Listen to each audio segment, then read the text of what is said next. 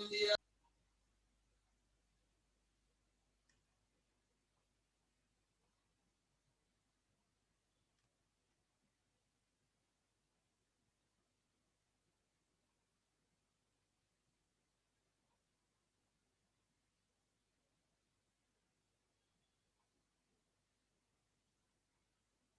Hello. नमस्ते sir.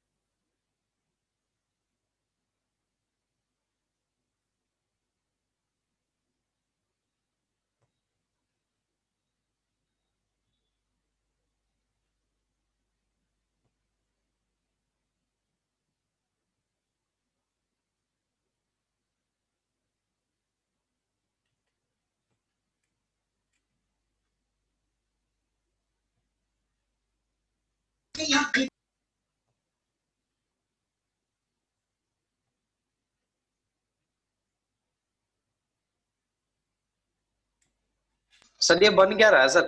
Hello hello. हाँ, sir ये बन क्या रहा है वैसे? ये लाइन आर्ट बन रहा है कि वेक्टर में कन्वर्ट करते हैं ना जब, तो आपको इस तरीके से कन्वर्ट करना पड़ेगा कि मतलब किसी भी लाइंस को, आउटलाइंस को आप इस तरीके से ना कि वेक्टर आर्ट में कन्वर्ट करते हैं। फिर इसमें हम कलरिंग करते हैं, जो भी हमारे को कलर चाहिए होते हैं उसके अकॉर्डिंग। जैसे आप डीपी बनाते हैं ना, उसके अंदर फोटोशॉप के अंदर वही सेम चीज़ें हाँ यहाँ पे सर। होती है। वो इस हमारे को यहाँ पे जो डिज़ाइन करना होता है वो इस तरीके से वेक्टर आर्ट वाला काम करता है।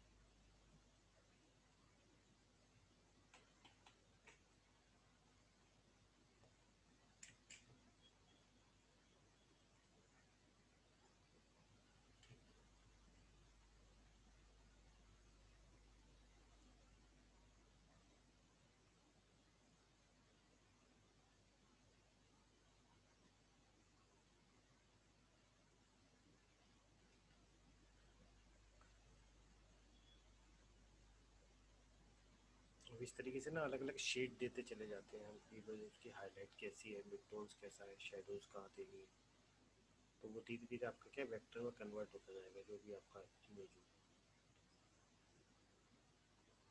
हो। सर इसमें सर मतलब सॉफ्टनेस तो है नहीं सर। इसमें सॉफ्टनेस नहीं होती वेक्टर आर्ट, तो फिर डिजिटल पेंटिंग ही हो जाएगी ना, फोटोशॉप में बनाओ।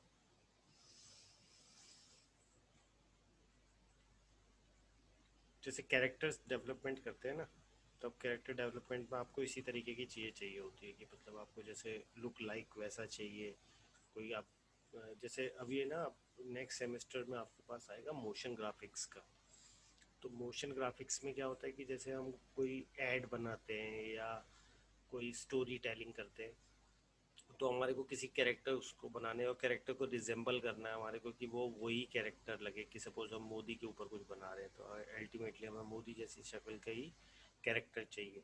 तो फिर हम उसको इसी तरीके से, क्योंकि उसमें हम इमेज की तरीके से नहीं चलते, मतलब आप रास्टर इमेज जो हम डीपी बनाते हैं उसको हम नहीं कैरी ऑन करते। हम फिर इसको यहाँ वेक्टर आर्ट में बना के फिर इसको एनिमेट करते हैं उसके अंदर, आफ्टर इफेक्ट्स के अंदर।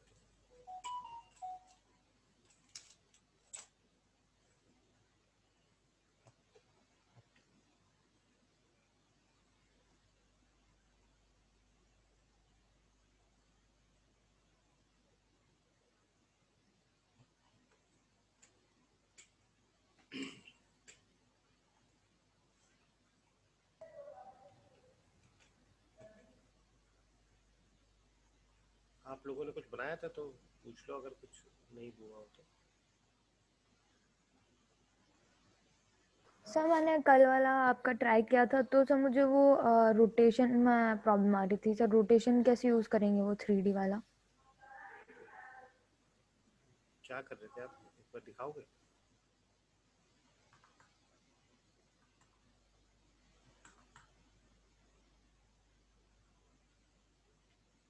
क्या चीज़ बना रहे थे जो नहीं हो रहा था, शेयर करोगे आप? हाँ सर।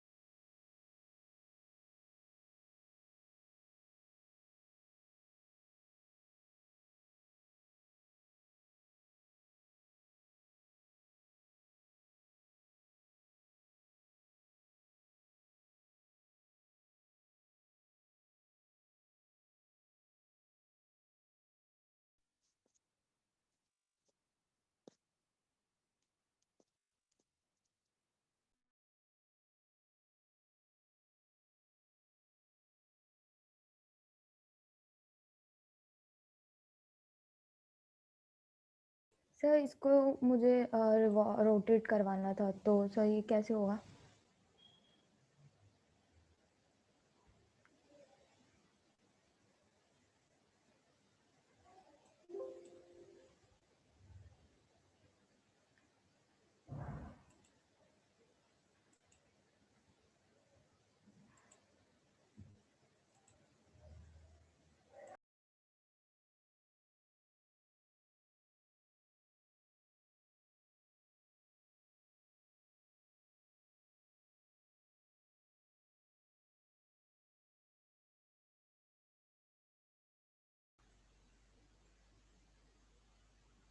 वो सिंबल था क्या जो मतलब आपने रोटेट किया हाँ था? सर। बट हाँ सर। जो सिंबल है ना, वो सिंबल एक तरीके की इमेज की तरीके से है।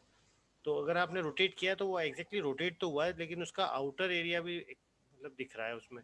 तो ये 3D रोटेशन वर्क कैसे करता है? कौन से फ्लैट पे वर्क करेगा कि फिर जो सर्कुलर होंगे उस पे भी वर्क नहीं, सब करेगा? पे मतलब करेगा, हर एक चीज़ के ऊपर। ऐसा नहीं है कि रेक्टेंगल या सर्कुलर पे करता है। कि जैसे अगर हमने ये आपने जो शेप बनाई है कुछ इस तरीके की थी, कि जैसे हम इसको,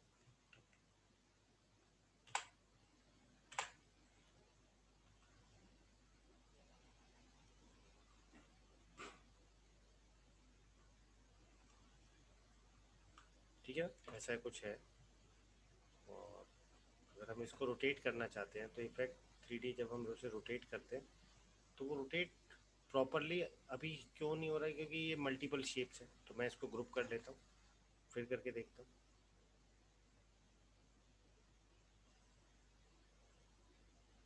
अब जिस एंगल में आप लोगे उस एंगल में वो रोटेट हो रहा है। इस फेस को देखो आप, बस ये जो ब्लू वाला है ना, डार्क ब्लू, उसी फेस के अकॉर्डिंग रोटेट हो रहा है वो। तो आप जैसा मर्जी रोटेशन रख सकते हो उसको। Okay sir.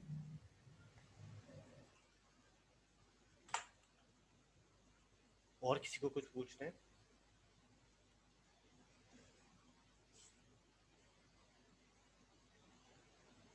किसी को कुछ नहीं पूछना?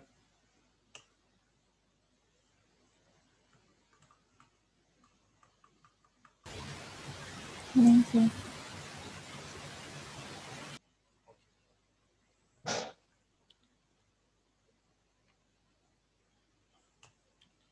तो नेक्स्ट जो हमारे पास है कि लाइक जैसे अपने इफेक्ट में ये तीन चीज़ें देखी जो सबसे ज़्यादा इम्पोर्टेंट है इसके अंदर। बाकी इसके बाद चीज़ें हैं अच्छी, लेकिन इनको हम बहुत ज़्यादा यूज़ फेमिलियर नहीं होते कि कोई किस तरीके से, लेकिन हम देख लेते हैं क्या क्या चीज़ें हैं। जैसे कन्वर्ट टू शेप है, यहाँ पे रेक्टेंगल, राउंड रेक्टेंगल और एलिप्स। तो इसका मतलब है कि आपको कोई भी एक ऐसी शेप, सपोज ये एक सर आपने, वो ये पूछना था कि जैसे कि फोटोशॉप पे जो फाइनल काम अपना है, तो सर उसमें आप कोई पर्टिकुलर टॉपिक दोगे बनाने के लिए, हम अपने मन से करके दें क्या है? सबमिशन में तो आप अपने मन से ही दोगे। क्या सर? सबमिशन तो आप अपने मन से दे दोगे, जो मैंने आपको बता रखी है ना चीज़ें जो जो आपको देनी है। सर आप एक उसमें, मैट पेंटिंग, एक डिजिटल पेंटिंग, एक पोस्टर और एक वेब इमेज बैनर, मैनिपुलेशन। नहीं वेब बैनर वाला जो पार्ट है ना, चार वाला, हाँ हाँ। वो दे दो। एक पोस्टर टाइप का कुछ भी आप दे सकते हो, इमेज मैनिपुलेशन करो चाहे वट एवर। एक मैट पेंटिंग होगी और एक डिजिटल पेंटिंग होगी, बस। ठीक है, तो एक वेब बैनर, एक मैट पेंटिंग, एक डिजिटल पेंटिंग और एक पोस्टर। हाँ। तो अपने मन से बना के देख सकते हैं ना, ऐसा थोड़ी कोई टॉपिक, कोई आप टॉपिक दोगे कि आप इस नहीं नहीं टॉपिक पे नहीं नहीं बनाओ। नहीं, आपके क्रिएटिव स्किल के ऊपर डिपेंड करेगा कि आप कोई सिंपल सा लेते हो, उसी के अकॉर्डिंग मार्क्स होंगे। ठीक है सर। बाकी प्रैक्टिकल वाले दिन तो फिर मैं प्रैक्टिकल कर दूंगा। ठीक है सर।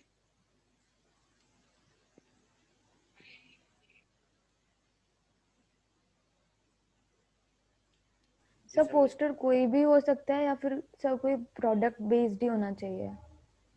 वो आपके ऊपर डिपेंड करेगा। देखो, मैं नहीं कहता कि आप ऐसा बनाओ या इसी प्रोडक्ट का रिलेटेड बनाओ, लेकिन जो भी पोस्टर आप बनाओ उसमें क्रिएटिविटी होनी चाहिए। मतलब कि आपने क्या स्किल, जैसे हमने वो हेलमेट वाला बनाया था ना, वो हाँ एक सर। कंसेप्चुअल था। तो उसी तरीके से आपके उस पोस्टर में ऐसा कुछ नहीं कि बहुत ज़्यादा उस पर वो चाहिए, लेकिन क्रिएटिव थिंकिंग होनी चाहिए। हाँ ओके सर। अब जैसे ये एक रेक्टेंगल है, सपोज मैंने कोई एक ऐप बनाई है और उस ऐप के लिए मैंने कोई उसमें बटन, सपोज मैं एक स्क्रीन डिज़ाइन कर लेता हूँ कि सपोज ये एक मेरे पास स्क्रीन है, साइज है, और मैं इसके ऊपर एक,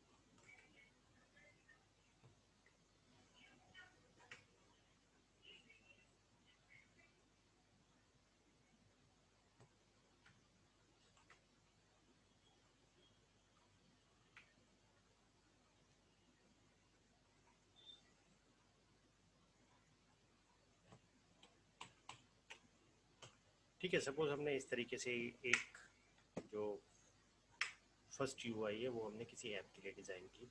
अब हमें लगता है कि बाद में मुझे ये वाली जो चीज़ है अपना ज्योमेट्री, उसको मुझे चाहिए कि ये वाला चीज़ राउंड कॉर्नर में आना चाहिए। तो अब राउंड कॉर्नर में करने के लिए मेरे को इसको डिलीट करके फिर से राउंड कॉर्नर करना पड़ेगा। तो आपको ये चीज़ ना करनी पड़े उसके लिए हमारे पास यहाँ पे ऑप्शन है कि हम किसी भी शेप को कन्वर्ट कर सकते हैं रेक्टेंगुलर में, राउंड कॉर्नर में और एलिप्स में। तो जैसे हमने राउंड कॉर्नर क्लिक करेंगे और इसको प्रीव्यू देखेंगे तो देखो वो एक राउंड कॉर्नर में कन्वर्ट हो गया, लेकिन उसकी विड्थ बहुत ज़्यादा है। तो you can decrease the width also, कि आपको जिस साइज़ पे आपको चाहिए थी आप उस साइज़ पे लेके आओ और वो आपका एक राउंड कॉर्नर वाला शेप तैयार हो गया। तो मतलब आपको नई शेप बनाने की ज़रूरत नहीं है, आप उसी को कन्वर्ट कर सकते हैं। सपोज मुझे इसको एक राउंड में चाहिए तो मैं यहाँ पे जाता हूँ कन्वर्ट टू शेप और मैंने बोलता हूँ एलिप्स, तो एक एलिप्स शेप में आ गया और मैं उसके अकॉर्डिंग जो भी मेरे को चाहिए राउंड वो मैं डिज़ाइन कर सकता हूँ उसी साइज़ के अकॉर्डिंग। क्लियर हुआ आप लोगों को? हाँ सर। तो इस तरीके से हम कन्वर्ट कर सकते हैं किसी भी शेप को। ये वेक्टर के साथ ही ज़्यादा अच्छे से काम करेगा। तो कोई मतलब आपने इमेज, कोई रास्टर इमेज है या कोई आपने नेट से उठाई उसको राउंड कॉर्नर करना है तो वो नहीं करेगा, वेक्टर आर्ट पे काम करेगा। क्रॉप मार्क्स क्या होते हैं? क्रॉप मार्क्स होते हैं कि जैसे अगर हम कोई भी प्रिंट कर रहे हैं, सपोज ये एक स्टिकर है और ये हमारा एक प्रिंट होने वाला है, तो हम इसके चारों तरफ ना मार्कर्स लगाते हैं। मार्कर्स इसलिए यूज़ होते हैं कि जब वो एक, जैसे हमको होता है ना कि स्ट्रेट लाइन, सपोज बिल्कुल हमें स्केल को यहीं रखना है तो एग्जैक्टली इस लाइन पे आएगा नहीं आएगा, उसके लिए हम क्या करते हैं यहाँ मार्क्स लगा देते हैं। तो उन मार्क्स को लगाने के लिए हमारे को ये ऑप्शन दे रखा है कि just select your object, go to effect and say click crop mark. जैसे क्रॉप मार्क लगाते हैं तो देखो आपको चारों तरफ आपको एक सिंगल सिंगल लाइंस आ गई। ये हमारे पास क्या है कि एक तरीके के मार्क्स लगे कि आप यहाँ पे स्केल रख के इनको इनसे मैच करके आपको स्ट्रेट लाइन मिल जाएगी जो इसकी क्रीज लाइन होगी। Clear? Yes sir. Now effect, और यहाँ से हम जाते हैं कि लाइक डिस्टॉर्ट एंड ट्रांसफॉर्म। ये सारी चीज़ें वही हैं जो यहाँ पे आपको ऊपर प्लॉट्स ये मिलते हैं ना, जो ये वाले, ये यस सेम सर। शेप्स यहाँ पे दे रखे हैं कि आपको एक पूरे ऑब्जेक्ट पे डायरेक्टली आपको अप्लाई करना है तो आप सीधा सीधा ले सकते हो। कि आपने जैसे सेलेक्ट कर लिया इफेक्ट, ट्रांसफॉर्म बोला, फ्री डिस्टॉर्ट, तो फ्री डिस्टॉर्ट मतलब अब आप इसको मैनुअली चेंज कर रहे हो कि भाई हाँ मेरे को इसको थोड़ा सा डिस्टॉर्शन ऐसा चाहिए, तो ओके करोगे तो देखो वो शेप उसके अकॉर्डिंग काम करेगी। तो आपके पास यहाँ पे अलग अलग है, आप उनको यूज़ करो कि आपको क्या चीज़ चाहिए। आपको जिगजैग चाहिए तो प्रीव्यू देखो कि वो उसको जिगजैग कर देगा। तो जैसे हम कोई हमने कोई सर्किल बनाया और हमें उसको सेल बटन डिज़ाइन कन्वर्ट करना है, तो जैसे हमने यहाँ पे एक सर्किल लिया और सर्किल लेके हमने यहाँ से इफेक्ट और इफेक्ट में जाते हैं तो एक्सट्रॉट एंड ट्रांसफॉर्म, और यहाँ से हम बोलते हैं इसको जिगजैग या रफन कर देते हैं। रिव्यू देखो तो वो इस तरीके से हो जाएगा। आपको कैसा चाहिए आप उस तरीके से डिफाइन कर सकते हो। जैसे होता है ना कि कोई आप कॉमिक्स बना रहे हो, उसमें उसमें होता है ना बूम करके या कुछ ऐसा है कि भाई हमने वहाँ पे चाहिए कि ऐसे सीन्स बनाए हैं, तो उस केस में भी ये बहुत सारी चीज़ें आप ऐसे ऐसे अलग अलग सिंबल्स बना सकते हैं। फिर इसके अंदर जो सबसे अच्छी चीज़ है वो हमारे पास है लाइक यहाँ पे स्टाइलाइज। स्टाइलाइज एक तरीके का लेयर स्टाइल्स है। आप यहाँ से और चीज़ें देखो धीरे धीरे आपको पता चलेगी। अभी मैं जो बता रहा हूँ वो बता रहा हूँ मेन स्टाइलाइज। तो स्टाइलाइज में क्या होता है कि जैसे यहाँ पे drop shadow, feather, inner glow, ये सब आपको सुने भी होंगे आपने फोटोशॉप में जो हमने चीज़ें बनाई थी। तो जैसे ड्रॉप शेडो है तो सपोज मैं इसका एक ड्रॉप शेडो क्रिएट करना चाहता हूँ तो इफेक्ट और स्टाइलाइज बोलता हूँ ड्रॉप शेडो, प्रीव्यू, तो देखो वहाँ पे हमारे पास ड्रॉप शेडो आ गई। यहाँ से ओपेसिटी आप कम कर सकते हो, आपको इधर उधर शिफ्ट करना है तो आप उधर के अकॉर्डिंग शिफ्ट कर सकते हो जिधर आपको चाहिए बटन। आपको ऊपर नीचे करना है तो आप उसके अकॉर्डिंग डिफाइन कर सकते हो। कितना ब्लर करना है वो आपके पास है, कम करना है या ज़्यादा करना है तो उतनी आप इंक्रीज कर सकते हो। कलर अगर आपको शेडो का चेंज करना है, सपोज यही ग्लो में कन्वर्ट करना है तो आप इस तरीके से डिफाइन कर सकते हो। सपोज मैंने येलो ले लिया, नॉर्मल कर दिया तो वो देखो वो ग्लो जैसा दिखने लगेगा जो भी हम कलर चूज़ करेंगे। तो सपोज मैंने जैसे एक्वा कर दिया तो वो एक्वा वाली फील आ जाएगी। ओपेसिटी कम है जिसकी वजह से कम कलर दिख रहा है, तो ओपेसिटी ज़्यादा करेंगे तो वो एक तरीके का इस तरीके से हमें विजिबल हो जाएगा। तो अगर हम चाहते हैं कि कोई और इफेक्ट चाहिए तो वो टू स्टाइलाइज से feather, feather is like softness. तो सॉफ्टनेस हम यूज़ करते हैं जब हमें कहीं मिक्सिंग कलर्स करने हो, कि सपोज़ कि मैं इसको अलग कर देता हूँ और मैंने कोई कैरेक्टर बनाया टूनी,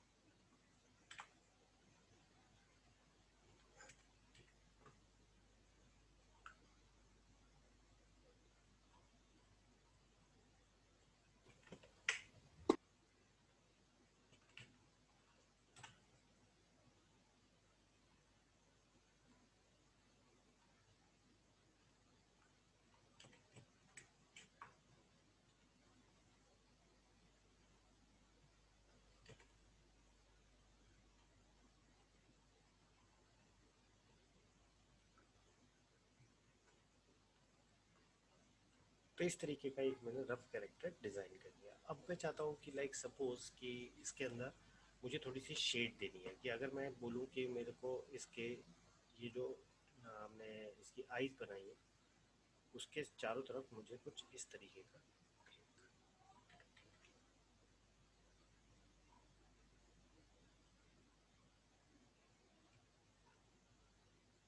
शेड डिज़ाइन, तो सपोज़ मैं एक सॉलिड कलर ले लेता हूँ उसकी जगह। अब ये देखने में बड़ा अजीब सा लग रहा है, मतलब एक पैची फॉर्म लग रही है कि जो हम उसको क्रिएट करना चाह रहे हैं। तो मैं चाहता हूँ कि ये एरिया बहुत सॉफ्ट सा दिखे, तो मैं यहाँ से इफेक्ट पे जाता हूँ, स्टाइलाइज, और इसको बोलता हूँ feather, feather like soft edges preview. तो देखो यहाँ पे सॉफ्ट एजेस हो जाएंगे, यहाँ पे हमें कितना ब्लर करना है तो उसी एंगल में उसी को एज अ शेड हम यूज़ कर सकते हैं कि हमें इतना शेड यूज़ करना है। तो अल्टीमेटली हम दोनों साइड ट्रांसफॉर्म रिफ्लेक्ट ओके करते हैं इसको भी। तो आप देखो कि एक हल्की सी ना शेड आपको दिखनी शुरू हो जाएगी। क्लियर हो रहा है, नहीं हो रहा है?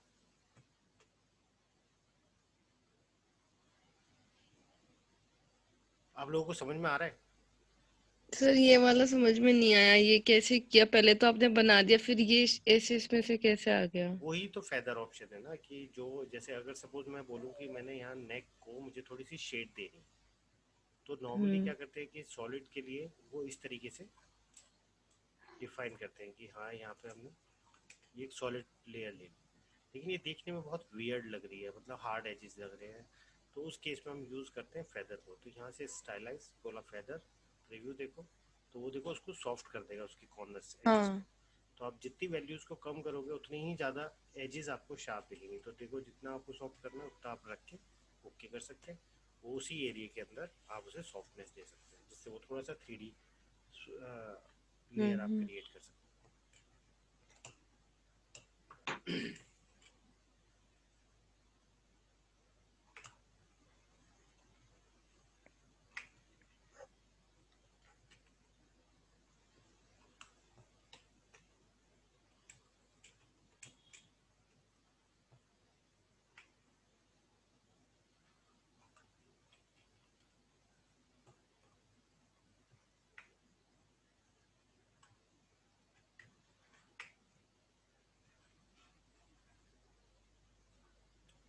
ओके, नेक्स्ट आपके पास यहाँ पे है इनर ग्लो आउटर ग्लो। ये सेम वही सेम चीजें हैं कि जो आप नॉर्मली हाँ जब फोटोशॉप फोटोशॉप में था। फोटोशॉप में आप देखते हुए आए हो, वही वाली सेम चीजें यहाँ पे दे रखी है। तो मतलब इनका बताने का तो मेरे को कोई समझ नहीं आता। राउंड हम्म। कॉर्नर्स वही है कि आपको राउंड कॉर्नर्स करने हैं सिंपल, जो इन्होंने यहाँ पे दे रखे हैं convert to shape rectangle round corners, वही सेम चीज यहाँ पे है। Scribble is good. स्क्रिबल की आपको जैसे कुछ होता है कि हमें कोई टाइपोग्राफी डिजाइन करनी है कि कुछ अलग तरीके से, जैसे स्केचेस टाइप का ना, जैसे हम फ्री हैंड कुछ वैसे ड्रॉ करके काम हाँ करते हैं, तो उस तरीके का कोई आपको स्टाइल कुछ बनाना है तो उस केस में आप यूज कर सकते हैं। जैसे ये हमारे पास एक कैरेक्टर है और इस कैरेक्टर को हम मान लेते हैं कि ये शेड वेड सब हटा देते हैं इसकी, और ये एक टूनी स्केच जैसा लगना चाहिए। तो मैं यहाँ से इसको पिक करता हूँ और यहाँ से इफेक्ट स्टाइलाइज और इसको बोलता हूँ स्क्रिबल। स्क्रिबल क्लिक करेंगे तो यहाँ पे अभी सेटिंग डिफॉल्ट आ रही है। मैं प्रीव्यू देखता हूँ तो देखो वो एक स्केच फॉर्म में हमें यहाँ विजिबल हो रहा है। अब यहाँ पे आपके हम्म। पास ऑप्शन है कि आप उसको कितना छोटा कितना एरिया आप रखना चाहते हैं उतना आप उसको रख सकते हैं। आप चाहते हैं ये अच्छा नहीं लग रहा मेरे को कि मैं जो स्टाइल ले रहा हूँ, तो आप यहाँ से चेंज कर सकते हैं कि यहाँ पे आपके पास बने बनाए प्रीसेट्स हैं, इन्हीं सेटिंग्स को चेंज करके इन्होंने वो प्रीसेट डिजाइन कर रखे हैं। तो आप डिफॉल्ट करेंगे तो डिफॉल्ट इस तरीके का दिख रहा है नाउ। अब यहाँ से आप चेंज करते जाओ तो जैसे जैसे आप चेंज करोगे आपको अलग अलग शेड्स मिलती जाएगी। तो आपको जो सही लग रहा है आप उसके अकॉर्डिंग वो वाला स्टाइल ले सकते हो कि हाँ मुझे ये ओके है। तो अगर इसमें सबसे अच्छी चीज़ ये है कि you can change your colour also. तो कोई ऐसा कुछ नहीं है कि आपका फिक्स हो जाता है। तो आप इस तरीके से अपने स्केच इफेक्ट क्रिएट कर सकते हो किसी भी टेक्स्ट में ऑब्जेक्ट्स में। सपोज मैं यहाँ पे लिख दूँ कि लाइक फैशन शो, तो सपोज मैं एक इस तरीके का टेक्स्ट लेता हूँ ऑब्जेक्ट, और पहले मैं टेक्स्ट थोड़ा सा थिक कर लेता हूँ क्योंकि मेरे को चाहिए इसको थोड़ा सा ज़्यादा थिक होगा उतना अच्छा लगेगा। तो मैंने यहाँ पे ये लिया और ऑब्जेक्ट बोला expand convert your shape into object. So मैं इसे येलो ले लेता हूँ या ब्राइट रेड ले लेता हूँ, कुछ भी ऐसा सिलेक्ट किया, गो टू इफेक्ट और यहाँ से स्टाइलाइज स्क्रिबल देखो यहाँ पे। और अब आप यहाँ पे अलग अलग स्टाइल देख सकते हो। तो अभी जितने आपको दिखेंगे वो इसके अकॉर्डिंग है। वेरिएशन आप ज़्यादा चाहते हैं कम चाहते हैं, स्पेस कम या ज़्यादा, तो इस तरीके से आपके पास बहुत सारे अच्छे अच्छे स्टाइल मिल जाएंगे। थोड़ा मैंने ज़्यादा कम कर दिया।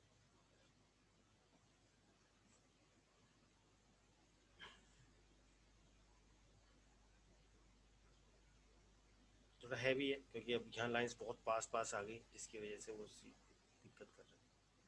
तो मैं ऐसे प्रीसेट ले लेता हूँ, वो ज़्यादा अच्छा है। और ओके किया तो वो देखो इस तरीके से हम पास से देखेंगे तो नॉर्मल पता ही नहीं है क्या लिखा हुआ है, लेकिन अगर हम दूर से विजिबल करें तो देखो अपने को पूरा स्क्रिबल फॉर्म में वो सारी चीज़ें विजिबल होंगी। तो ऐसी चीज़ें क्रिएट करने के लिए हम यूज़ करते हैं दिस स्क्रिबल और स्टाइल इफेक्ट्स। ओके,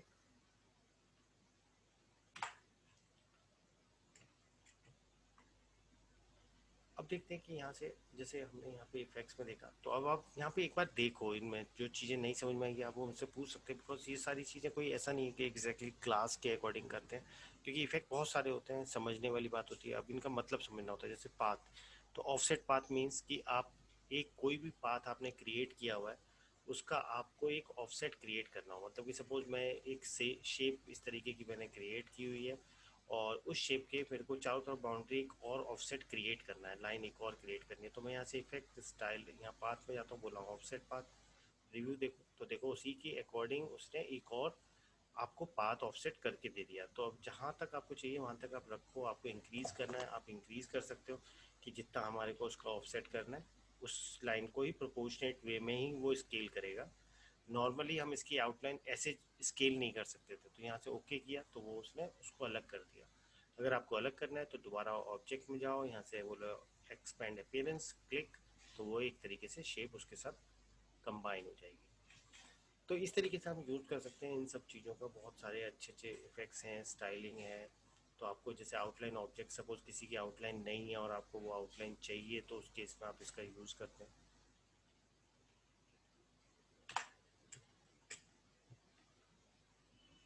अब देखो जैसे यहाँ से हम शुरू करते हैं, आप ये वाला ऑब्जेक्ट वाला पैनल, यहाँ से इसमें जो मेन इंपॉर्टेंट है वो मैंने आपको बता दी। ये सब आपके पास क्या है, डायरेक्टली अप्लाइड वाली चीज़ें हैं कि इसमें कोई ऐसा सिखाने वाली चीज़ नहीं है कि आप यहाँ से जाओ एसवीजी फिल्टर और यहाँ से क्लिक करो कि आपको चाहिए लाइक AI का ये वाला। अब वो हो गया है कि देखो बाउंड्री आउटर बना दिया उसने। तो इस तरीके के क्या है इफेक्ट्स हैं जिन इफेक्ट्स को आप अप्लाई कर सकते हो। बस इसके अंदर की ब्लर करना है, ज़बरदस्ती की शेडो देनी है तो क्लिक किया तो वो शेडो क्रिएट करके दे देगा। तो आपके ऊपर है कि आपको डायरेक्टली इफेक्ट फिल्टर ही चाहिए या फिर आपको कुछ अपने अकॉर्डिंग चाहिए तो आप ऊपर वाले यूज़ कर सकते हैं। और ये सारे फोटोशॉप के दे रखे हैं, जो फोटोशॉप के अंदर फिल्टर गैलरी है वही सेम सारी पूरी पूरी यहाँ पे दे रखी है कि आप डायरेक्टली अगर कोई इमेज आपने इंपोर्ट किया तो आप डायरेक्टली उसका भी यूज़ कर सकते हैं। फिर उसके बाद सबसे ज़्यादा जो इंपॉर्टेंट चीज़ आती है वो आती है object panel. Object panel is like जो भी आप यहाँ कमांड यूज़ करते हैं उन कमांड्स को और ज़्यादा जस्टिफाइड कर सकते हैं with the help of these menus, कि आप उन सेटिंग्स को एक बार ओके करने के बाद, हाँ एक चीज़ आपकी रह गई है इसके अंदर कि सपोज़ आपने कोई भी इफेक्ट अप्लाई किया है, जैसे सपोज़ मैंने यहाँ से स्टाइलाइज और ड्रॉप शेडो आपने प्ले किए और अप्लाई कर दी। अब आपको लगता है कि ये मुझे शेडो कम करनी है, तो ये शेडो कम कहाँ से होगी? तो जब भी कोई हम इफेक्ट अप्लाई करेंगे, go to windows, click on appearance, appearance click करोगे तो जो भी आपने इफेक्ट अप्लाई किया है किसी भी सीन के ऊपर, चाहे वो आपने 3D रोटेट किया हो, रिवॉल्व किया हो, वटेवर जो भी इस सीन के अंदर आपने किया है, उन सब की यहाँ पे लेयर क्रिएट होती जाएगी। जैसे यहाँ पे भी ड्रॉप शेडो आ रहा है क्योंकि हमने सिर्फ ड्रॉप शेडो यूज़ किया है, तो click on this drop shadow button और you can change your settings also कि सपोज मुझे ये इतनी ओपेसिटी या नहीं चाहिए तो मैं यहाँ से अभी उसको कम करूँगा और प्रीव्यू देखूँगा तो वो चीज़ वहाँ पे अप्लाई हो जाएगी। तो इस चीज़ का हमेशा ध्यान रखना, अदरवाइज़ आपको कहीं भी वो ऑप्शन नहीं मिलेगा कि हम इसको शेडो को या इनके इफेक्ट को हटाना हो या लगाना हो या एडिट करना हो तो कैसे हम उसको एडिट करें। तो अपीयरेंस मेन्यू आप याद रखो।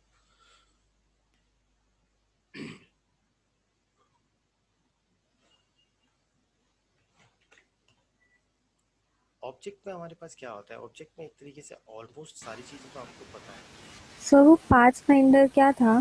क्या था? Path finder. Path path finder अभी मैं इसमें सिखाऊंगा एग्जैक्टली। पाथ फाइंडर यहाँ पे भी हमारे पास आएगा।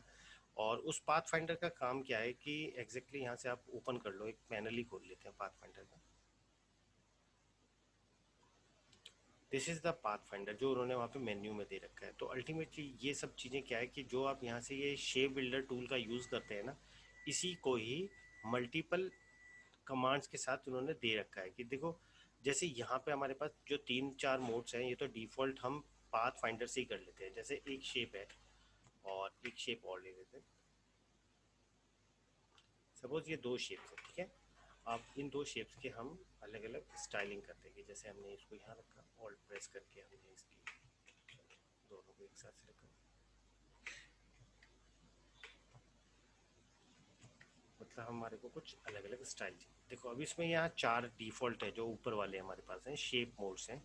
तो अब यहाँ पे अगर आपने इसको क्लिक किया दोनों को तो दीज आर द यूनाइट, इसको सिलेक्ट किया माइनस, इन दोनों को सिलेक्ट किया आपका इंटरसेक्शन, इन दोनों को किया तो क्रॉस इंटरसेक्शन। तो ये 4 मोड्स तो हमारे डिफ़ॉल्ट इस तरीके की, ठीक है। जो ये 4 आपको दिख रहे हैं ये हर एक, ये सारे के सारे एक ही उस पर हो सकते हैं अगर हम यूज़ करते हैं पाथ फाइंडर। तो पाथ फाइंडर में क्या होता है कि हम यहाँ क्लिक कर देते हैं तो ये अपने आप ही सेपरेट हो गया, ये अपने आप ही सेपरेट हो गया, तो तीनों चीज़ें अलग ही है। तो चाहे आप ये वाला करना है तो आप चाहो तो सबको एक साथ ज्वाइन भी कर सकते हो, आप चाहो तो सिर्फ ये वाली ऑब्जेक्ट अलग निकाल सकते हो, आपको ये अलग करना है, तो ये सब चीजें अकेला यही कर देता है जो हम ये 4 बॉक्स देख रहे हैं। इतना क्लियर? हाँ जी सर। किसी को कोई प्रॉब्लम? मैं स्पीड की वजह से कह रहा हूँ, बाद में मेरे को ये कंप्लेंट नहीं मिले कि मेरे को बहुत ज्यादा फास्ट करा के खत्म करवा दिया। नहीं सर, समझ में आ रहा है ना धीरे ही सबको? है। हाँ हाँ सर, धीरे ही है। हाँ सबको? कितने लोग हैं यहाँ? हाँ सर। हिमांशु, हाँ जी सर। क्या हाल चाल है? बढ़िया सर। सो रहा था क्या? नहीं सर। सबको तो ऐसे ही लग रहा है। क्या पढ़ाया मैंने अभी? हेलो, हाँ जी सर। क्या पढ़ाया मैंने अभी? सर आपने सर बनाना सिखाया था ना। क्या? तो फेस? सर हाँ सर, ये जो क्या है सर, ये वही तो मुझे नहीं पता क्या है ये। सर नाम भूल गया। अबे सामने सामने नाम भूल रहा है तो क्या देख रहा है भाई?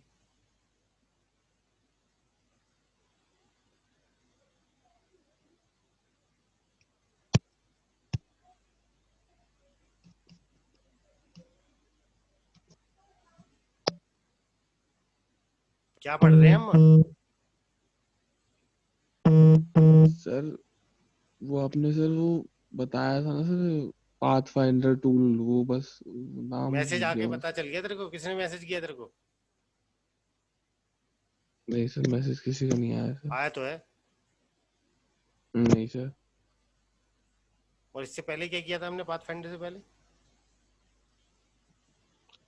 सर वो मैंने नहीं देखा सर, मैं क्लास में लेट आया था सर।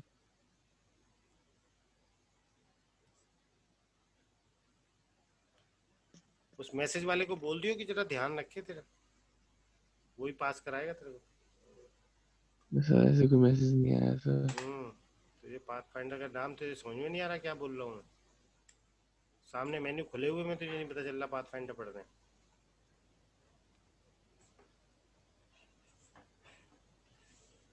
ये जो सारी शेप्स होती हैं, ये एग्जैक्टली क्या होता है, जब हम मल्टीपल शेप्स के साथ काम कर रहे होते हैं उस केस में ज़रूरत होती है कि जैसे अगर हम बोले कि कोई ऑपरेशन ऐसा हमारे को यूज़ करना है कि सपोज हमें एक रेक्टेंगल है और हमारे को उस पर एक पैटर्न को कट करना है, तो अब अल्टीमेटली क्या है कि जैसे हमारे पास अलग अलग शेप्स हो गई। सपोज मैं एक पैटर्न डिज़ाइन कर लेता हूँ,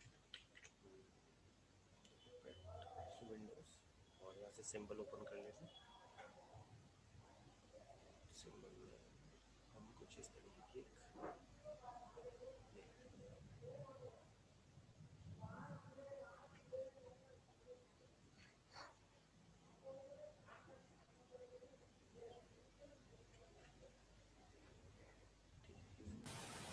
सर हम स्टोरी बोर्डिंग वाला काम इसमें भी कर सकते हैं ना? बिल्कुल कर सकते हैं, बहुत अच्छे से।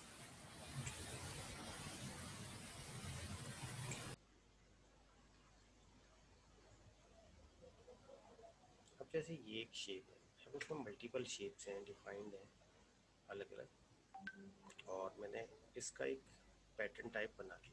सपोज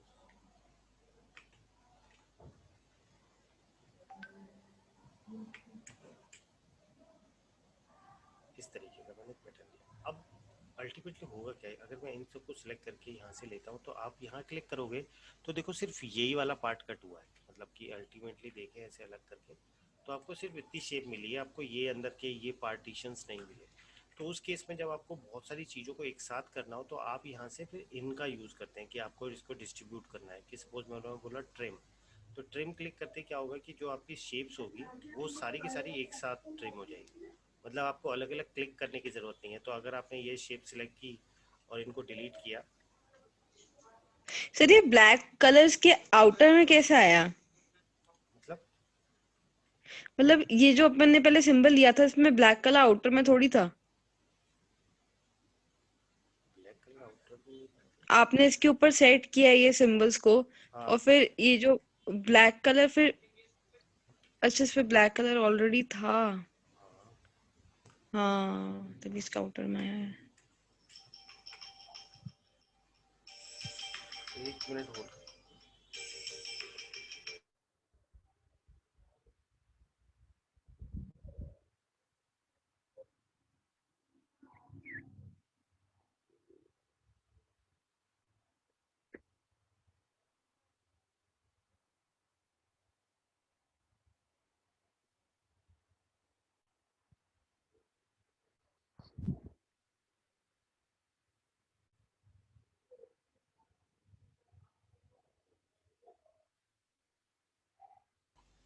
ओके, तो ये हमारे पास सारी चीज़ें क्या है कि डिस्ट्रीब्यूट कर देने वाली चीज़ें हैं कि आप एक साथ जब किसी पे कमांड देनी हो ना, अब देखो जैसे ये हमने क्या किया, ये सब कुछ एक साथ हमने कंबाइन कर दिया कि अल्टीमेटली हर एक जो ऑब्जेक्ट है वो उसके साथ हमने प्लेस कर ली। कि जैसे ये कई बार क्या ज़रूरत पड़ती है कि जब हम छोटी छोटी कोई पार्ट को एक साथ अप्लाई करना चाहते हैं, जैसे कैरेक्टर्स हैं, अब उन कैरेक्टर्स को आपको किसी एक सीन पे बिल्कुल कट कर देना है, तो उस केस में बड़ी दिक्कत होती थी कि भाई हम जैसे यहाँ पे अगर हमने सपोज कुछ लिख दिया और ये सारे के सारे कैरेक्टर्स अलग अलग हैं, मतलब कि अगर मैं इसको इस तरीके से लेके काम करूँ तो वो देखो इसको कट नहीं कर रहा क्यों, क्योंकि ये ऑब्जेक्ट में, तो मैं इसको एक्सपेंड करता हूँ तो ये इंडिविजुअली ऑब्जेक्ट हो गई। तो अब मैं इसको सिलेक्ट करूंगा तो और यहाँ से क्लिक करूंगा तो देखो वो आउटर वाला पार्ट तो सारा निकाल देगा, लेकिन ये अंदर का पार्ट नहीं निकालेगा। तो उस केस में जब आपको ऐसी कॉम्प्लिकेटेड चीज़ें आ जाती है तो उस केस में आप 1 बाय 1 सीधा यही कर सकते हैं कि ट्रिम क्लिक कर दिया, तो इसका मतलब आपने वो वाला जो सारा पार्ट है वो सब कुछ एक साथ पीस हमने डिवाइड कर दिया, उसमें फिर वो वाला अलग आपको क्लिक करने की जरूरत नहीं। क्लियर हुआ आपको ये मतलब क्या है? नहीं सर एक बार ये वाला वापस बताओ। ये क्रिएटिव आपने लिखा फिर ये कलर्स में से कैसे हुआ? कलर्स में थोड़ी हुआ, वो तो हाँ कट हो गया इसको ना। कट करके फिर वो एकदम से पूरा वाइट कैसे हो गया? अपन एक्सपैंड पे गए। एक्सपेंड हमने यहाँ पे इसको ट्रिम कर दिया, हम्म तो ये जो हमारे पास शेप थी इसने ट्रिम कर दिया नीचे पूरे सरफेस को। तो अब हम इसको डबल क्लिक करके इनको सबको डिलीट कर रहे हैं, ठीक है। तो अल्टीमेटली हमारे को वो ट्रिम करा हुआ सरफेस यही वाला रह गया। हम्म।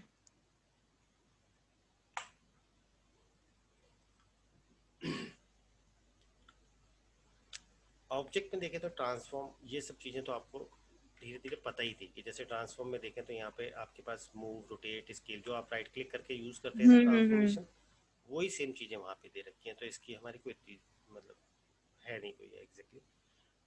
अगर किसी को नहीं आता है तो मुझे पूछ लो इनमें से नहीं कोई। नहीं सर ये तो नॉर्मल है तो क्लोज ठीक करते है, हैं। अरेंज पता है आपको? हाँ सर सेंड बैकवर्ड कोई वर्ड हो या कुछ हो। सबको? हाँ सर। सर एक इमेज के लिए सेंड बैकवर्ड और तो हर किसी के लिए जैसे कि कुछ हमें चीज पीछे करनी है कोई बैकग्राउंड के तो उसमें आ जाएगा सेंड टू बैक। देखो, दो तरीके से किसी भी सरफेस को दो तरीके से आगे और पीछे करते हैं, या तो एक साथ आगे या एक साथ पीछे। जैसे अगर ये एक सरफेस है, कंट्रोल प्लस स्क्वायर ब्रैकेट करोगे तो देखो 1 स्टेप पीछे गया है, हम्म 1 स्टेप आ गया है। हम्म। और अगर हम शिफ्ट प्रेस करके हम यूज करते हैं तो एक साथ पीछे जाएगा, एक साथ ही ऊपर आएगा। ठीक है। तो सेंड टू बैक ये होता है।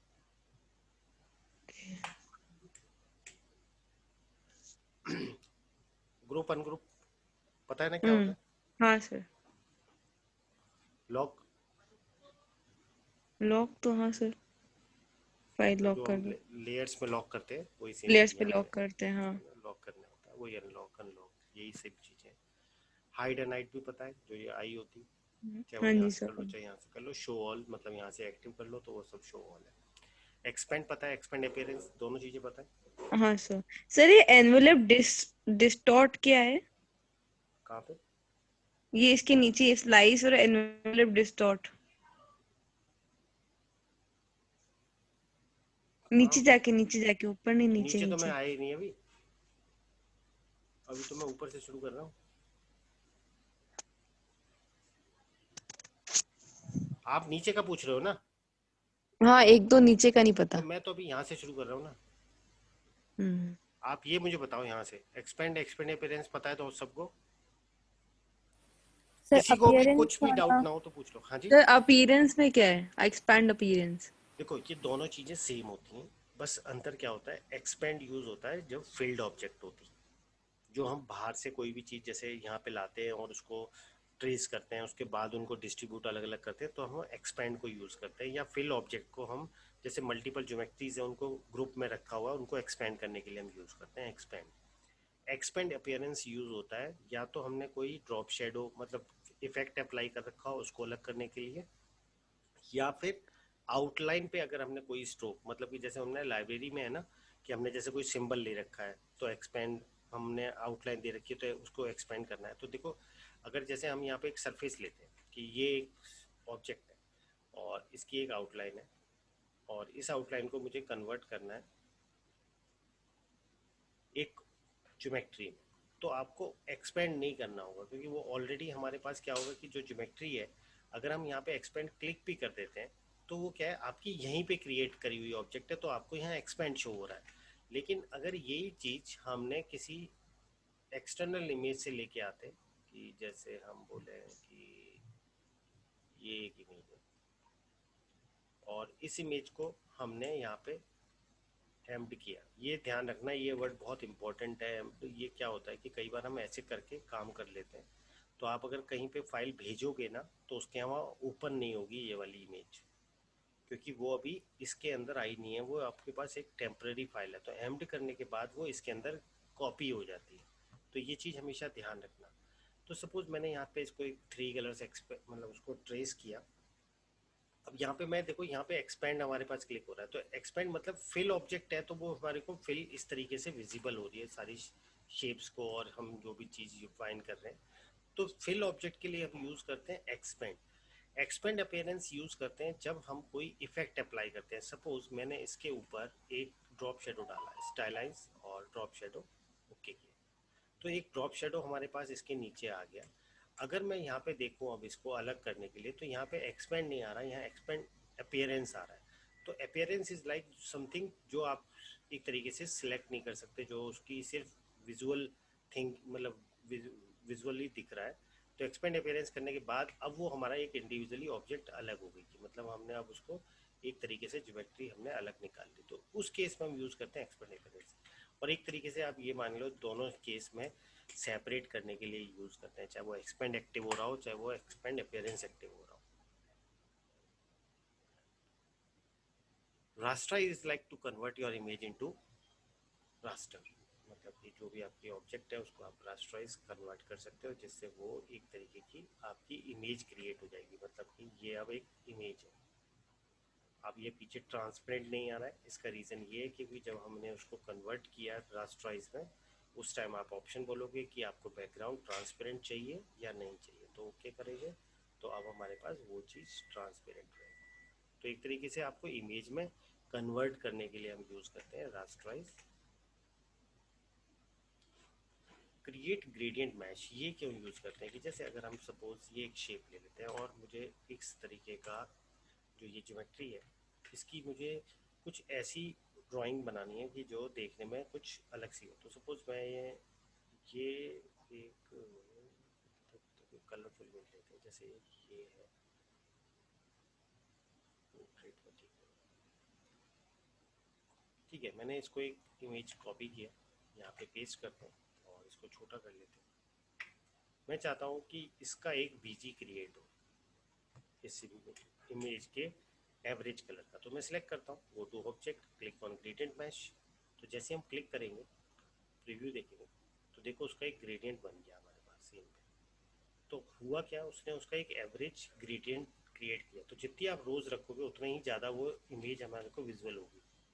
तो हम जितना कम करेंगे उतना ही हमारे को उसका रिजल्ट जो होगा वो सॉफ्ट मिलेगा। तो एक तरीके की हम फ्लैट अपीयरेंस क्रिएट कर ली और ये हमारा एक तरीके से ग्रुप बन गया जिसको हम यूज़ कर सकते हैं एज अ बैकग्राउंड। तो हमने यहाँ पे इसको छोटा किया, इधर इसको छोटा किया, इधर इसको छोटा किया और इसके अकॉर्डिंग हमने इसको मास्क कर दिया।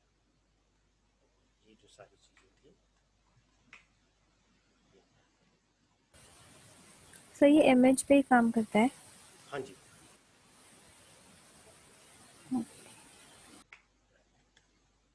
इमेज इन द सेंस क्या पूछना चाह रहे हैं, मतलब इमेज का रीजन?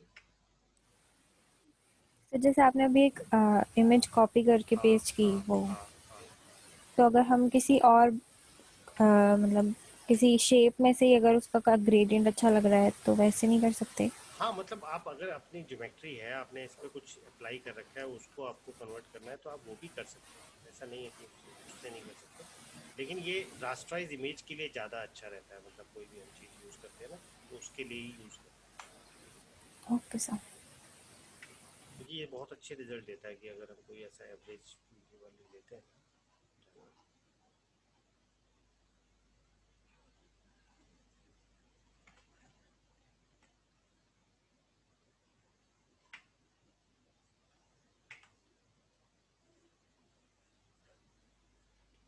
तो अच्छे कलर्स मिल जाते हैं अगर कुछ अच्छे कलर्स यूज़ किए तो।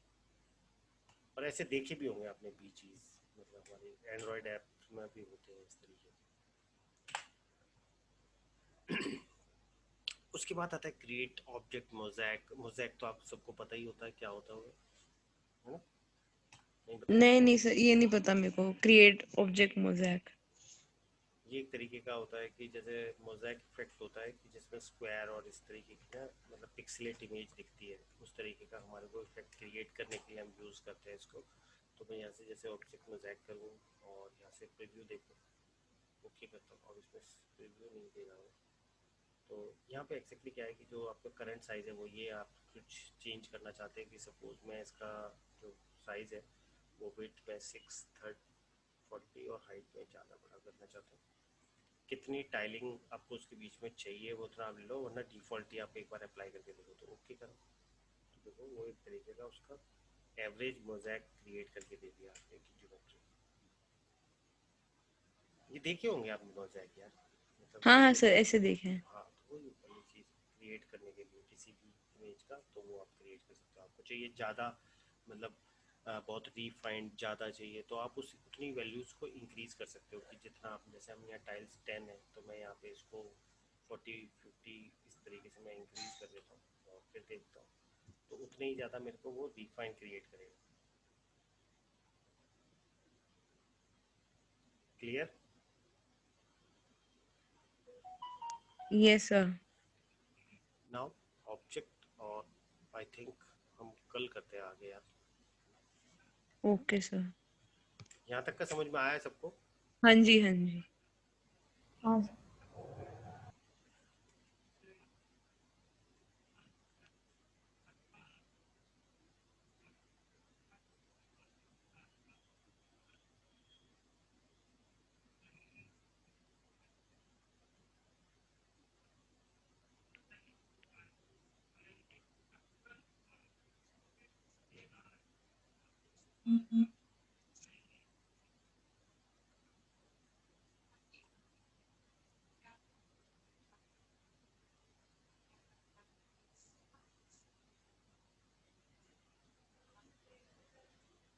हसन कहाँ चला गया है? किसको पता बैठ नहीं गया? सर, बीच में उसकी तबीयत वबीयत खराब थी, उसकी फैमिली में थोड़ा इशू इशू चल रहा था। और परिधि? पता नहीं सर। सब में ऐसी अटेंडेंस है क्या इन दोनों तीनों की? हाँ सर। सही है, फिर तो ये फैशन डिजाइनिंग ही करेंगे नेक्स्ट ईयर। ओके।